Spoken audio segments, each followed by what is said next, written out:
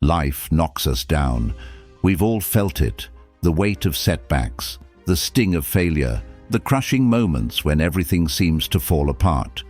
But what if I told you that resilience isn't just something you're born with? It's something you can actually cultivate. And no, it's not about putting on a brave face or pretending things are okay when they're not. It's about building a mindset that thrives under pressure, a mentality that doesn't crumble when life gets tough. In this video, I'm going to show you practical, no-nonsense tips to help you bounce back stronger, faster, and smarter than ever before. You'll walk away with real strategies you can start using today, because it's time to stop feeling helpless and start feeling empowered. Ready to turn your struggles into strength? Keep watching, because what I'm about to share with you might just change the way you handle adversity for good. Number 1. Burn your comfort zone to the ground. What if I told you that your comfort zone isn't just holding you back, it's suffocating you? Sounds dramatic, right? But hear me out.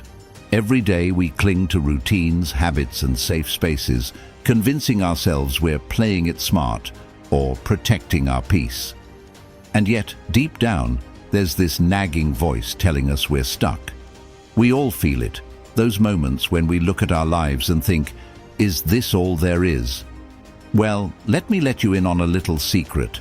Comfort zones are prisons we build for ourselves, and the only way out is to burn them to the ground.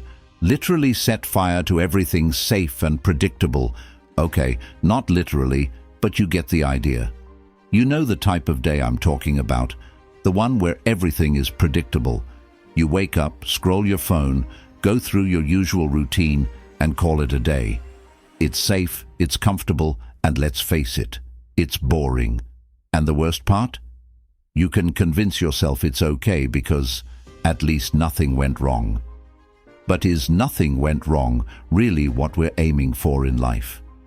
Deep down, you know you crave more, something that excites you, challenges you, and maybe even terrifies you just a little bit.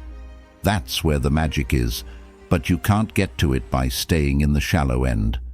So here's the strategy. Throw yourself into situations that make you uncomfortable. And I mean really uncomfortable. Take that class you've been putting off because, what if I'm the worst one there? Strike up a conversation with a stranger who intimidates you.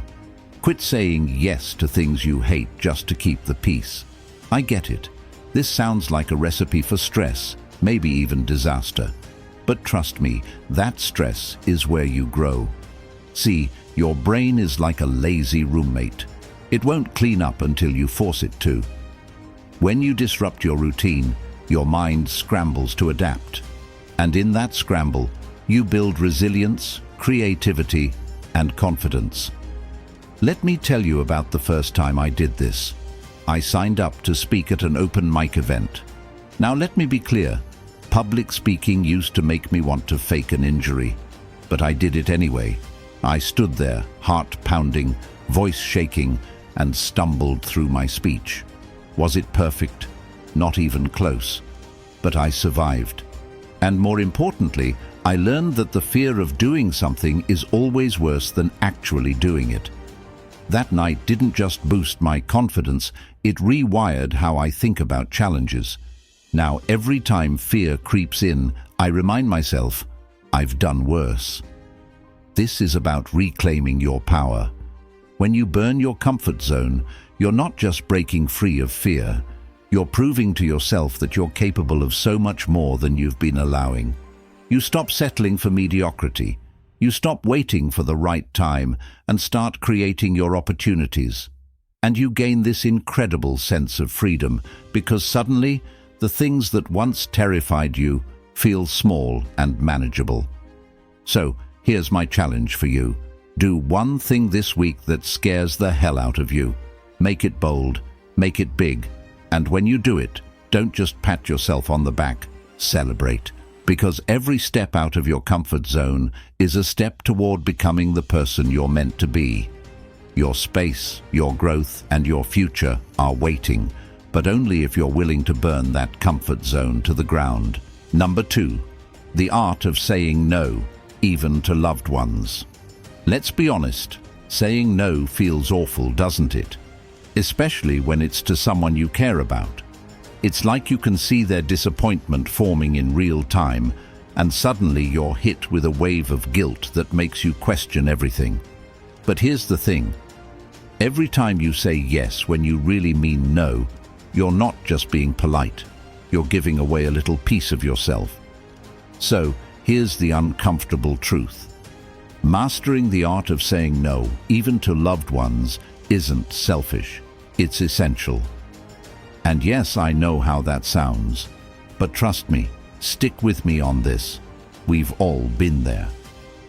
A friend asks for a favor, and even though your schedule is already bursting at the seams, you hear yourself say, "Sure, no problem." Or maybe it's a family member who wants your help with something that feels completely unnecessary, and instead of setting a boundary, you agree because it feels easier than explaining why you can't. And then what happens? You're stressed, overwhelmed, and maybe even a little resentful. But you smile through it because, hey, you don't want to rock the boat, right? Sound familiar? Here's the strategy, and it's not what you think. Instead of coming up with excuses or bending over backward to soften the blow, just say no, plain and simple. "No, I can't do that right now." Or, "Sorry, I'm not available." And then stop talking. No long explanations, no over-apologizing, just a firm but polite no. Yes, it's uncomfortable at first. Yes, you might feel like a bad person for 5 minutes. But here's the kicker, the world doesn't end. Most of the time, people will accept your no without a second thought. And if they don't, that's their problem, not yours. I remember the first time I tried this with my family. My cousin wanted me to help plan a party, a task that sounded like my personal version of hell. In the past, I would have agreed and then spent the next week regretting it. But this time, I took a deep breath and said, "I'm sorry, I can't help with that." Full stop, no explanation. My cousin looked surprised for about 2 seconds, then shrugged and said, "Okay, no problem." That was it. No drama, no hard feelings. And let me tell you, the relief I felt was incredible. It was like I had finally taken back control of my time and energy. This isn't just about boundaries, it's about respect. Respect for yourself and for the relationships in your life. Because when you say no, you're not rejecting the person, you're honoring your own limits. And that's something we should all feel empowered to do. It's not about being harsh or unkind, it's about recognizing that you can't pour from an empty cup. Saying no doesn't make you a bad friend, a bad partner, or a bad family member. It makes you a human being with priorities. So the next time you feel that familiar guilt creeping in, remind yourself of this.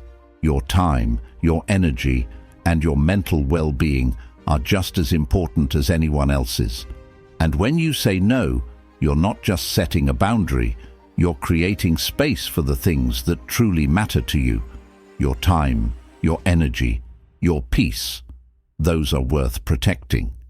Saying no is an act of strength, self-respect, and love, not just for yourself, but for the people who truly value you. Number 3, stop venting. Silence is your new superpower. Let me hit you with a hard truth. Venting isn't helping you. I know. Venting feels good in the moment. It's cathartic. It's your go-to move when life gets overwhelming. But here's the catch. All that venting is doing more harm than good. You're not releasing your frustrations. You're marinating in them. It's like ripping off a Band-Aid over and over again just to check if the wound still stings. Spoiler, it does. Now you might be thinking, but doesn't everyone need to vent sometimes? Sure, but what if I told you that staying silent could actually be more powerful? We've all been there. You had a rough day at work, and the moment you see a friend, it all comes pouring out. "Can you believe what my boss said?" Or, You won't believe what just happened, and your friend, bless their heart, nods sympathetically, maybe even gets angry on your behalf. You feel better for a few minutes, but the issue, still there. Worse, now it's taken up even more space in your mind. And let's not forget that post-venting hangover, when you replay everything you said and wonder if you came across as too negative. Sound familiar? Here's where silence comes in.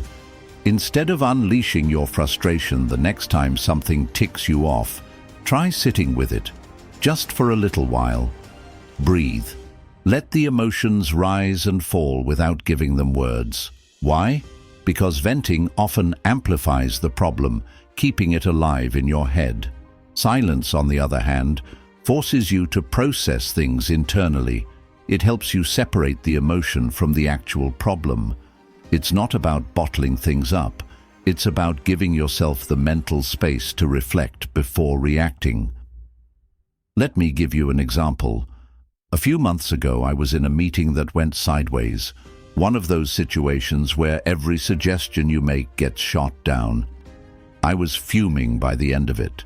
Normally, I would have called a friend and ranted about how unfair it all was. But this time, I didn't. I sat in my car, took a few deep breaths and asked myself, what's really bothering me here? It wasn't just the meeting, it was my fear of not being taken seriously. That realization hit hard, but it also gave me clarity. By the time I got home, I had a plan to address the real issue, not just the symptoms. And guess what? No awkward, oops, I overshared feelings afterward. This isn't about suppressing your feelings. It's about owning them. Silence is like hitting the pause button on your emotions. It gives you a chance to regain control instead of letting the situation control you. And here's the kicker. When you stop venting, you start conserving your energy. You're no longer pouring yourself out over things you can't change. Instead, you're redirecting that energy towards solutions, growth, and peace of mind. So, the next time you feel the urge to vent, try this instead. Take a deep breath, hold back the words, and let the silence work its magic. You'll be surprised how quickly your perspective shifts. This is about reclaiming your emotional power, your mental clarity, and your peace of mind. Silence isn't weakness, it's strength. It's your superpower, and it's time you used it. Number 4, fail spectacularly and celebrate it. Let me ask you something. When was the last time you failed? I mean really failed.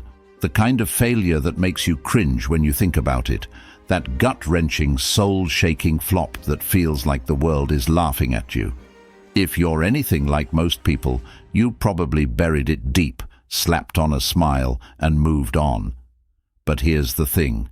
You're doing failure all wrong. Instead of hiding from it, you should be throwing a party for it. Yes, you heard me right. Fail spectacularly and celebrate it. Why? Because failure isn't the end of your story. It's the plot twist that makes it worth reading. We've all been there. You pour your heart into a project, a dream, or a relationship, and then, bam, it all falls apart. You feel humiliated, defeated, maybe even a little hopeless. And the worst part, society tells you to treat failure like it's something to be ashamed of, like it's a stain on your record. But let me ask you this. What if failure is actually the best thing that can happen to you? Think about it. Every failure carries a lesson, a hidden gem of wisdom that can only be uncovered when you stop avoiding it and start embracing it. Here's the strategy. Fail big, fail loudly, and then sit down and throw yourself a failure party. Literally. Grab some snacks, make a playlist, and invite your closest friends. Go around the room and share your most epic failures. Laugh at them, cry over them, whatever feels right. The goal is to reframe how you see failure, not as an embarrassment, but as evidence that you tried, that you cared, that you dared. And trust me, there's nothing more powerful than that. I'll give you a personal example. A few years ago, I decided to start a business. I had big dreams, flashy branding, and zero clue what I was doing. Within 6 months, it tanked hard. I lost money, confidence, and a good chunk of my ego. But instead of spiraling, I called up my friends and we had a failure roast. They cracked jokes about my ridiculous ideas, and I laughed so hard I cried. And in that moment, I realized something profound. Failing wasn't the worst thing that could happen to me. Staying stuck in the fear of failure was. That failure taught me more about grit, resilience, and creativity than any success ever could. This is about reclaiming your narrative. When you celebrate your failures, you're taking back the power they hold over you. You're saying, yeah, I messed up, and I'm better because of it. And let's be honest, isn't it better to fail spectacularly than to never try at all? Life isn't about playing it safe. It's about showing up, taking risks, and living boldly, even when the odds aren't in your favor. So the next time you fall flat on your face, don't slink away in shame. Get up, dust yourself off, and celebrate the hell out of it. Share your story, own your journey, because failure isn't the end. It's the fuel that propels you forward. Fail spectacularly, celebrate unapologetically, and keep chasing the things that set your soul on fire. That's how you win the game of life. Number 5, delete social media for a month. Imagine waking up tomorrow and, for the first time in years, not reaching for your phone. No scrolling, no endless notifications, no mind-numbing doom scrolling. Sounds terrifying, right? Or maybe liberating. Here's the thing. Social media has quietly taken over our lives, turning free time into screen time and connection into comparison. So here's a wild idea. Delete it. Not forever, just for 1 month. Yes, a whole 30 days. Now, you might be thinking, that's extreme, or how will I stay connected? But hear me out. This might just be the reset button your life has been screaming for. We've all been there. You pick up your phone to check one message, and the next thing you know, you've lost an hour to videos of dancing cats or someone's overly curated vacation photos. You tell yourself it's harmless fun, but deep down, you know it's not. It's that creeping sense of inadequacy, the pressure to post something like-worthy, the constant comparison to lives that look so much better than your own. And it's exhausting, isn't it? It's like running a marathon you never signed up for. So, here's the strategy. Delete your social media apps for 30 days. Not deactivate, not mute, delete. And before you panic, think about what you're gaining. Time, focus, and maybe even a little peace. The first few days will feel weird, like you've lost a limb. You'll instinctively reach for your phone, only to realize there's nothing to scroll. But then, something amazing happens. You start to look up. You notice the world around you. You feel present in ways you didn't realize you were missing. Let me tell you a quick story. A few months ago, I decided to try this experiment. At first I felt disconnected, even anxious. But then I started to fill my time with things I actually loved. Reading, journaling, taking long walks without my phone glued to my hand. I called friends instead of liking their posts, and we had real conversations. By the end of the month, I felt lighter, clearer, more me. The best part? When I went back online, I realized I didn't miss most of it. The memes were still there. The world hadn't ended. And I had reclaimed hours of my life. This isn't about demonizing social media. It's about breaking the hold it has over you. It's about rediscovering who you are without the noise of everyone else's highlight reel. It's about choosing what you give your attention to, rather than letting an algorithm decide for you. Imagine how much mental space you could free up, how much calmer and more intentional your life could feel. So, are you up for the challenge? Just 30 days. Delete the apps and see what happens. Worst case, You realize how much you've been relying on them. Best case? You come out the other side feeling refreshed, recharged, and in control. Either way, you win. This isn't about losing connection. It's about finding yourself. Take the leap, delete the noise, and rediscover what matters. Number 6. Dare to be selfish. Dare to be selfish. At first, it sounds wrong, doesn't it? Like something you're not supposed to admit, let alone embrace. But what if I told you that being selfish, really truly selfish, could be the best thing you ever do? Not just for yourself, but for the people you care about most. Now, I know what you're thinking. Isn't selfishness bad? Aren't we supposed to be selfless? Trust me, I get it, but hear me out. What if the kind of selfishness we're talking about isn't about taking from others, but about giving back to yourself? We've all been there, haven't we? Saying yes to every request, stretching ourselves thin, and putting everyone else's needs ahead of our own. You know the type, volunteering for yet another project at work, even though you're already drowning, agreeing to help a friend move when all you really want is a quiet weekend, or staying up late to fix something for someone else while your own priorities gather dust. And sure, it feels good to help, to be there, to be dependable, but let's be honest, how often does it leave you feeling drained, resentful, or just plain invisible? So here's the twist. Being selfish isn't about neglecting others. It's about prioritizing yourself. It's about recognizing that you can't pour from an empty cup. When you take care of your own needs, your time, your energy, your mental health, you're actually better equipped to support others. Think of it like oxygen masks on an airplane. They always tell you to put yours on first, right? Why? Because if you pass out trying to help someone else, nobody wins. Let me share a quick story. A while back, I had this habit of saying yes to everything. Every favor, every request, every little thing someone needed, because I didn't want to let anyone down. But one day, I hit a wall. I was exhausted, snappy, and frankly, miserable. That's when I decided to try something radical. I started saying no, not to everything, but to the things that didn't align with my priorities or drained me without a real return. At first, it felt uncomfortable. People were surprised, some even upset. But you know what happened next? I felt lighter. I had time to focus on what really mattered to me, and when I did show up for others, I could do it with genuine energy and care. This isn't about becoming cold or unkind.